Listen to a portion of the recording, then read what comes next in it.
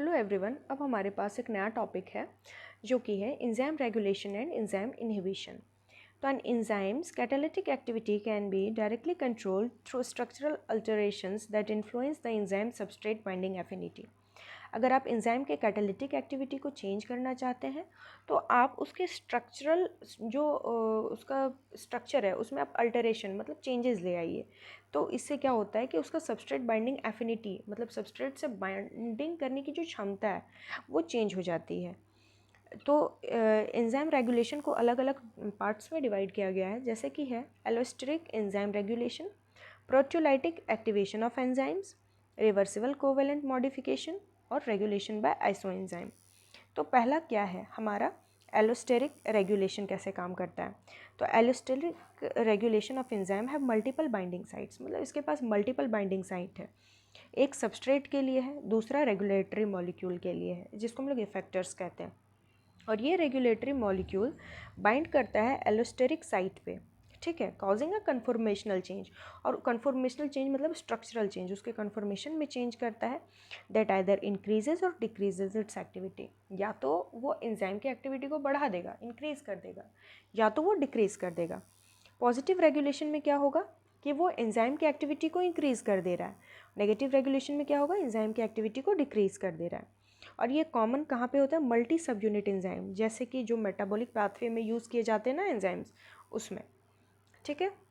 अब feedback inhibition क्या है। फीडबैक इनहिबिशन एक स्पेसिफिक टाइप है एलोस्टेरिक रेगुलेशन का। It occurs when the final product of a metabolic pathway act as an inhibitor of the enzyme earlier in the pathway. जो final product है वो Midway pathway में कभी mid metabolic pathway में कभी as a inhibitor use किया जाता है। उसके बाद है प्रोटियोलाइटिक एक्टिवेशन। प्रोटियोलाइटिक एक्टिवेशन के अंदर क्या आएगा, तो ये हम समझते हैं। Some enzymes are synthesized in an inactive precursor form called zymogen. कुछ ऐसे एंजाइम है जो इनएक्टिव प्रिकर्सर फॉर्म में प्रेजेंट होता है, जिसको हम लोग ज़ाइनोजेन कहते हैं या फिर प्रो एंजाइम कहते हैं, ठीक है। And become active only being cleaved by another enzyme. और वो तभी एक्टिव होते हैं जब दूसरा एंजाइम उस पर आकर क्लीव करता है, जिसका एग्जाम्पल है पेप्सिनोजेन। एक एक्टिवेटेड है, ये एक्टिवेटेड है पेप्सिन पे in the stomach by acidic environment. तो जब एसिडिक इन्वायरमेंट हमारे स्टोमक में पेप्सिन को मिलता है, सॉरी पेप्सिनोजेन को मिलता है, तभी वो पेप्सिन में कन्वर्ट होता है, ठीक है। पहले वो प्रो एंजाइम के फॉर्म में मतलब इनएक्टिव फॉर्म में है, जो कि वो पेप्सिनोजेन के फॉर्म में होता है। नेक्स्ट और हम लोग समझते हैं रेगुलेशन, तो है रिवर्सिबल कोवेलेंट मॉडिफिकेशन। ये type, it is a type of enzyme regulation in which activity of an enzyme is controlled by addition or removal of chemical group through a covalent bond। कुछ chemical group के addition से या removal से जो change होता है, ठीक है। जैसे यहाँ देखिए, अगर हम कोई chemical group को add करें या remove करें तो कुछ covalent bond का formation होगा। और ज़्यादातर ये माना जाता है कि ये जो bond है, ये modification है, ये reversible है। एंजाइम स्विच कर सकता है एक्टिव और इनएक्टिव फॉर्म में, डिपेंडिंग कि सेल का जो नीड है वो क्या है, मतलब सेलुलर एक्टिविटी अभी परफॉर्म करना है या नहीं, तो इस बेसिस पे खुद को एक्टिव और इनएक्टिव फॉर्म में चेंज करता है, जिसका एग्जांपल है फॉस्फोराइलेशन, ठीक है। नेक्स्ट हम लोग समझते हैं regulation bye isoenzyme. Different molecular forms of same enzyme that catalyze the same chemical reaction but differ in amino acid sequence। कुछ यूज़ होता है, कुछ सेम केमिकल रिएक्शन को कैटेलाइज करता है, कुछ डिफरेंट मतलब कुछ डिफ़र करता है अमीनो एसिड सीक्वेंस में, काइनेटिक प्रॉपर्टीज़ में, रेगुलेटिंग मैकेनिज्म में, टिश्यू डिस्ट्रीब्यूशन में। एग्जांपल यहाँ पे दिया हुआ है हेक्सोकाइनेस, ग्लूकोकाइनेस का। हेक्सोकाइनेस कहाँ मिलता है, मोस्ट ऑफ द टिश्यूज़ में। ग्लूकोकाइनेस लिवर और पेनक्रियाज में। KM यहाँ इसमें लो होता है, इसमें हाई होता है।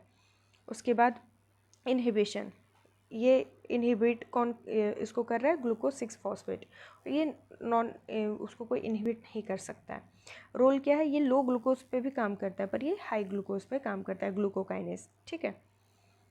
एलोस्टेरिक, फीडबैक और ज़ाइमोजेन, ये तीनों का एग्जांपल देखिए कैसा बना हुआ है। यहाँ पे एलोस्टेरिक में देख रहे हैं बहुत सारा बाइंडिंग साइट है, एक बैकवर्ड भी है, फॉरवर्ड भी है। उसके बाद फीडबैक में यहाँ पे प्रोडक्ट आ रहा है, एंजाइम उसकी तरफ एक्ट कर रहा है, यहाँ पे भी पहले इनएक्टिव फॉर्म में है, फिर वो एक्टिव होकर प्रोडक्ट फॉर्मेशन कर रहा है। ठीक है, तो ये हो गया हमारा रेगुलेशन। अब हम लोग देखते हैं इनहिबिशन वाला part. Enzyme inhibition process by which activity of enzyme is decreased. Inhibition का मतलब ही होता है स्टॉप करना। तो जब हम एंजाइम की एक्टिविटी को डिक्रीज करना चाहिए, स्टॉप करना चाहें, तो कैसे ये वर्क करेगा। ठीक है, रिवर्सिबल इनहिबिशन।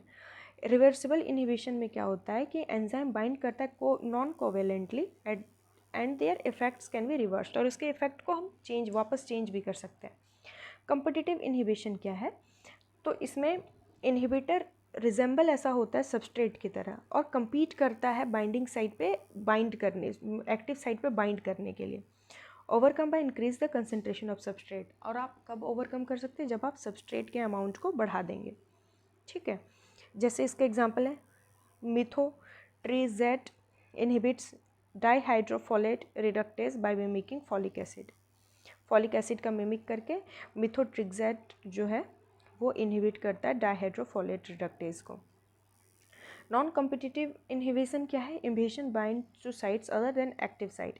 यहाँ पे इनहिबिटर एक्टिव साइट के अलावा दूसरे साइट पर जाकर बाइंड करता है, regardless whether the substrate is bound can not be overcome by increasing substrate concentration. यहाँ पे ऐसा नहीं कर पाएंगे हम लोग कि सबस्ट्रेट का कंसनट्रेशन को बढ़ा दें और ये नॉन कॉम्पिटिटिव इनहिबिशन सही हो जाए, ऐसा नहीं होता है। उसके बाद है अनकम्पिटिटिव इनहिबिशन। ये सिर्फ तभी बाइंड करेगा जब एंजाइम सबस्ट्रेट कॉम्प्लेक्स जो है locking it in inactive form, जब इनएक्टिव फॉर्म में लॉक हो। Less common but important in complex metabolic pathways. Complex metabolic pathways में ये इंपॉर्टेंट रोल प्ले करता है। दूसरा है इरिवर्सिबल इनहिबिशन। ये बाइंड करता है covalently very tightly to an enzyme permanently inactivating it, और उसको परमानेंटली इनएक्टिव वो कर देता है। जिसका एग्जांपल है पेनिसिलिन। इरिवर्सिबल वर्क करता है ट्रांसपेप्टाइडेज पे, जो कि बैक्टीरियल सेल वॉल सिंथेसिस में हेल्प करता है। ठीक है, तो ये हमारा था इनहिबिशन वाला पार्ट। ठीक है, तो हम लोग इतना कंप्लीट कर लिए। अब हम लोग नेक्स्ट क्लास में नेक्स्ट टॉपिक के साथ आएंगे।